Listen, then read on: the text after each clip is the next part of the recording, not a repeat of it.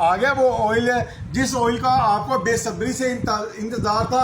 ये बहुत ही अच्छा ऑयल है, प्योर ऑयल है और ये खालिस नेचुरल चीज़ों के साथ बना हुआ है, हर्बल चीज़ों के साथ बना हुआ है। इसमें किसी किस्म की कोई सेंस वगैरह नहीं है, इसमें किसी किस्म की कोई मिलावट वगैरह नहीं है, ना वो चीज़ है कि ये आपके बालों को डैमेज करे, ख़राब करे।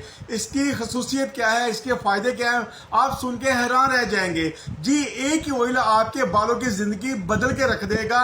ये ऑयल जो भी इस्तेमाल करेगा इंशाल्लाह उनके बालों की लेंथ भी काफ़ी ज़्यादा बढ़ जाएगी, उनके बाल लंबे घने और मजबूत हो जाएंगे। उनकी बालों की जो शाइन है ना वो देखने वाली होगी, बहुत कमाल की शाइन होगी।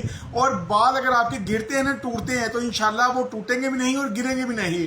और स्पेशली अगर किसी को बाल जर है तो बाल जर भी इससे क्लियर होता है। और ये नेचुरल हर्बल चीज़ों से बना हुआ है, बहुत अच्छा रिजल्ट है। इसके अंदर ऑलिव ऑयल है, इसके अंदर कोकोनट ऑयल है, इसके अंदर आलमंड ऑयल है।